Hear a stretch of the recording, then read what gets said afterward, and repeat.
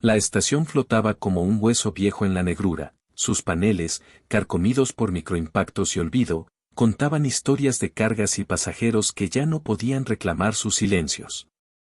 Desde la distancia, la carcasa metálica parecía un altar donde alguien había dejado ofrendas, fragmentos de vidrio, un cráneo de cable, una placa oxidada con una inscripción que nadie recordaba pronunciar. La transmisión interceptada era un susurro en medio del vacío, un registro etiquetado con una palabra que, en todas las colonias, sabía a vergüenza y a secreto, BD. La curiosidad penetró como luz en fisura. Ella era comandante Elena Vázquez y, en la quietud antes de decidir, recordó el sonido de un piano, suave, atravesando una casa que ya no existía. La memoria la empujó a actuar. Elena miró los registros sin apartar la vista, la señal mostraba una pequeña figura, poco más que un contorno, arrastrada por manos que olían a comercio. Las imágenes duraban segundos y se olvidaban, pero dejaron una pregunta punzante: ¿qué clase de ser se marcaba así? En los informes astronómicos, BD no era una categoría biológica, era una etiqueta de propiedad. Era la huella de un imperio que compraba cuerpos como quien colecciona reliquias. El mundo conocido, pensó Elena, estaba acabado de venderse. La estación entera parecía un estremecimiento. Los paneles se quejaron como gargantas. El silencio se convirtió en acusación. La mayoría habría archivado los datos como una curiosidad desagradable o un expediente menor. Pero Elena no era la mayoría. Una promesa sostenía su pulso: en la guerra, había perdido promesas más humanas que propiedades. Había visto patria arder. Había escuchado a un hermano prometer volver y no volver. Esas pérdidas habían templado su decisión con hierro. Encontrar a la criatura, liberarla o, al menos, saber su nombre, actuaba ahora como una cuña que abriría una rendija en la complacencia humana. El universo contuvo el aliento. Reunió una tripulación pequeña y deliberada, mujeres con pasados marcados por fronteras y pérdidas, con manos que sabían tanto de ordenadores como de heridas. Sus voces, cuando hablaban de planes, nunca alzaban esperanza, hablaban de estrategias y de cómo esconderse en la oscuridad. El equipo viajó con lentitud por rutas que evitaban las patrullas del imperio, usando hangares olvidados y cartas de navegación caducas. La nave de Elena tenía cicatrices, una placa quemada con el emblema de una colonia desmantelada, y en la cabina, un trozo de seda negra que alguna vez perteneció a alguien que había tejido canciones. Cada viaje dejaba una melodía que se parecía al piano de su infancia. En las entrevistas clandestinas, los rastreadores hablaron de un comercio de placer y adornos que cruzaba fronteras con documentos falsos. Una estación llamada El Invernadero aparecía en todos los mapas con la sutileza de una luna enmascarada, supuestamente centrada en horticultura bioluminiscente, en realidad un mercado de cuerpos. Había que acercarse desde un costado, donde los radares estaban aturdidos por emisiones naturales. Elena lo anotó todo con la precisión de quien prepara un duelo. Los mapas sangraban rutas como venas. La nave se acercó al invernadero bajo una lluvia de micrometeoritos que brillaban como flecos de un telón. El exterior del complejo no parecía siniestro enseguida: cortinas de neón, jardines encapsulados, burbujas de cristal que mostraban flora que no conocía invierno. La fachada ofrecía la promesa de un oasis, su entretecho escondía cámaras de comercio humano. Elena observó a mujeres trabajando y a clientes que hacían la vista gorda. La contradicción le pidió una respuesta que ya no pospuso. Los ojos del imperio miraban con hambre.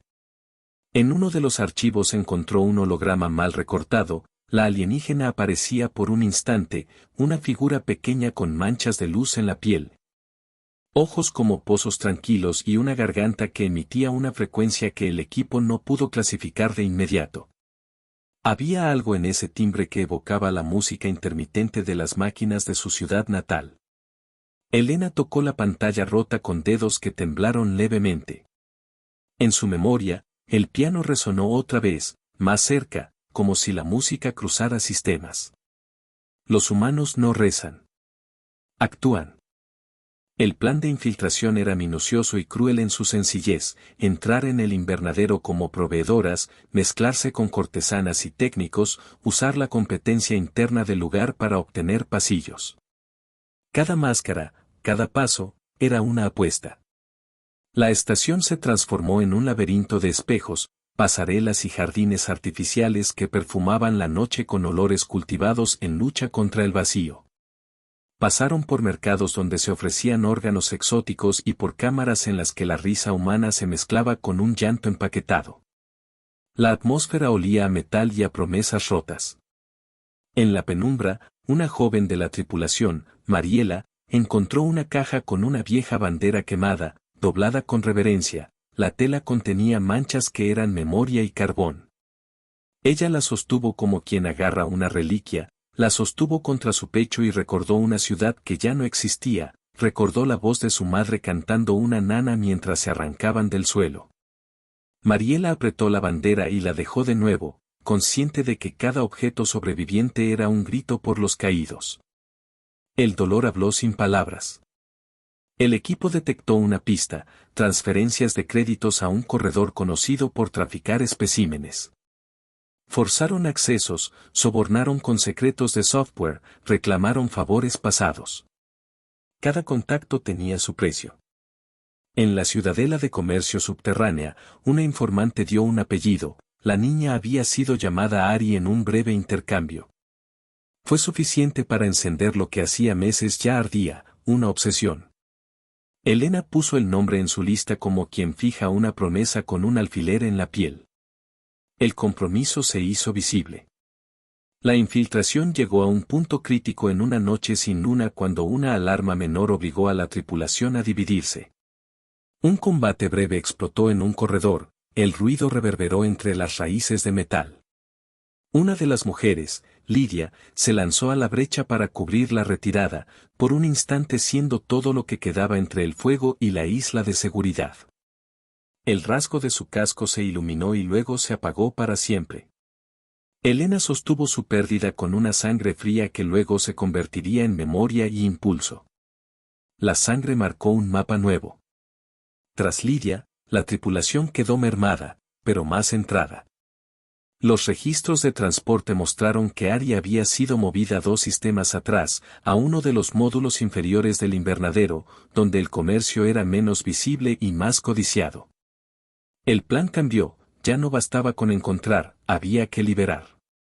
Elena vio el rostro de Lidia en la pantalla de su consola y supo que la frontera entre acción correcta y sacrificio era fina y caliente. La decisión ya no era política. Era personal.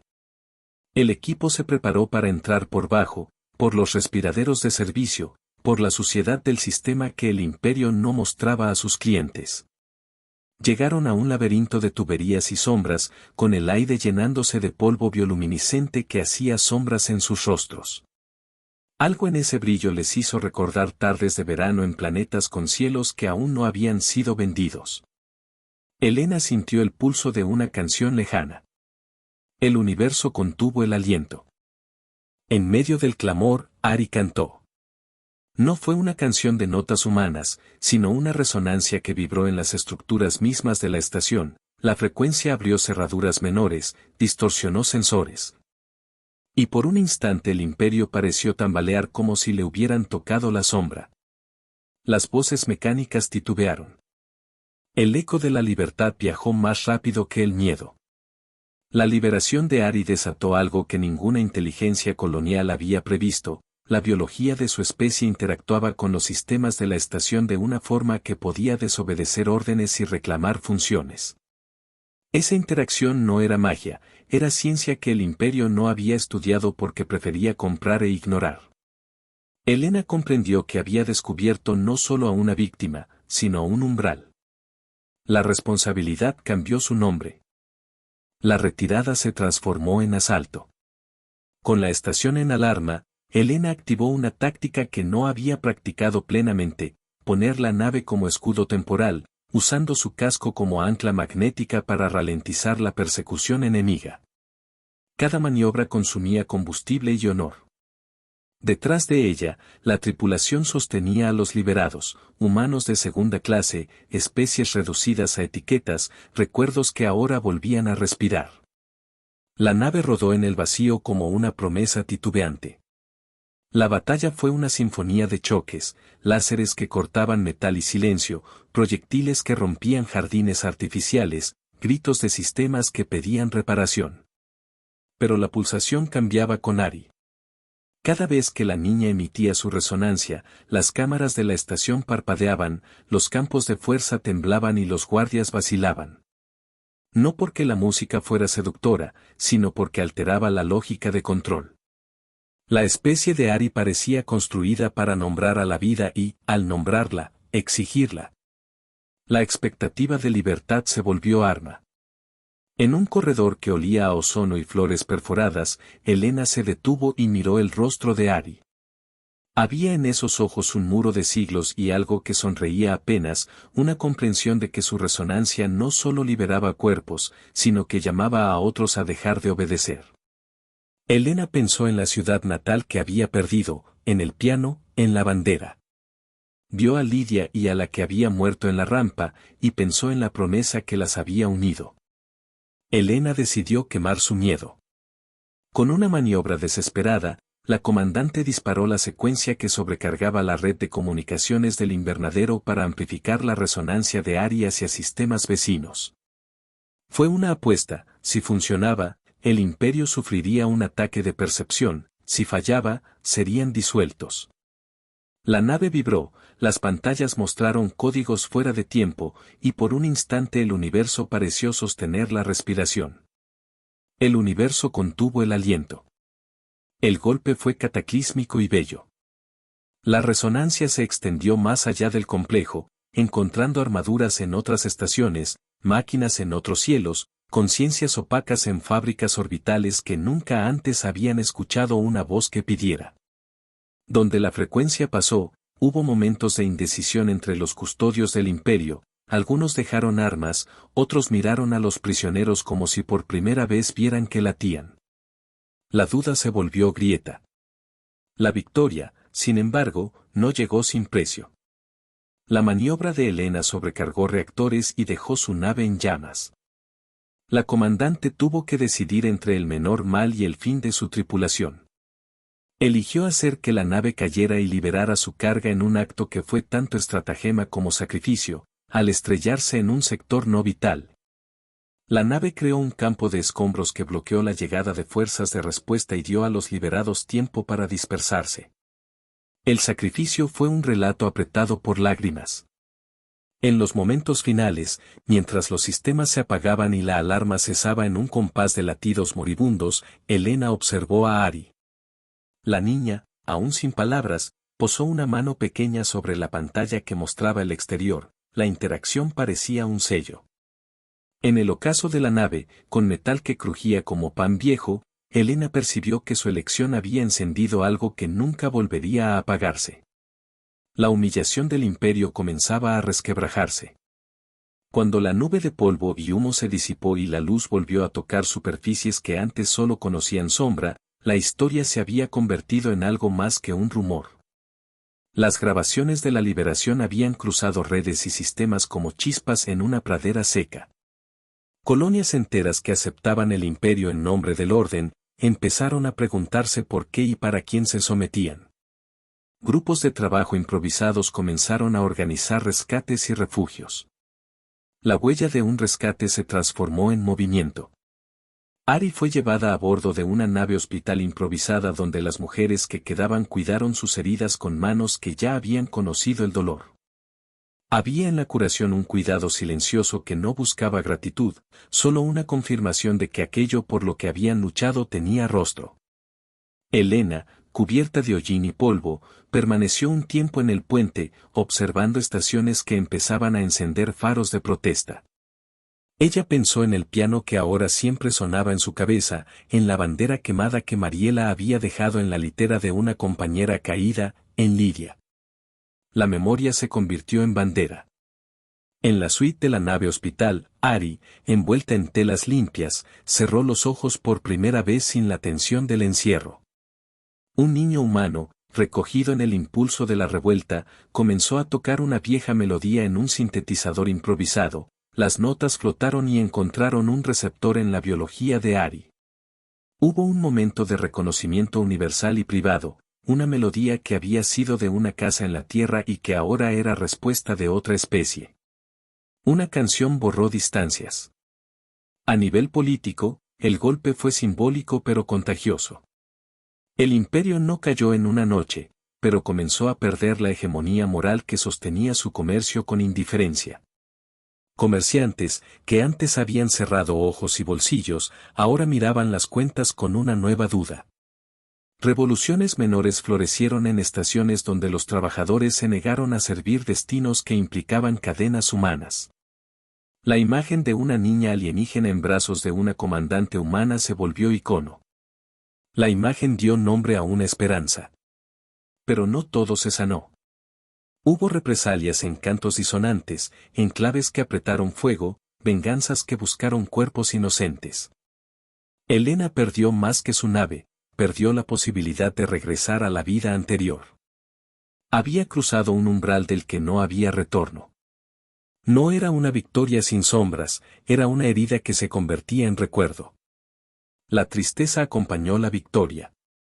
Años después, en una plaza de una colonia que había sido liberada en cadena, se alzó una estructura que nadie firmó, una pieza de la vieja estación convertida en monumento. Mujeres y niñas, hombres y especies liberadas se reunían alrededor con instrumentos improvisados, cantando pequeñas melodías que recordaban la noche de la fuga. Elena, con la cara tallada por arrugas nuevas y por lunares de hollín, se puso al lado, no como líder sino como testigo. Ari, ya creciendo, tocó una nota que no era solo sonido, sino solicitud de pertenencia. La pertenencia se hizo tangible. El mundo que conocían estaba cambiando porque alguien tuvo el valor de no mirar hacia otro lado.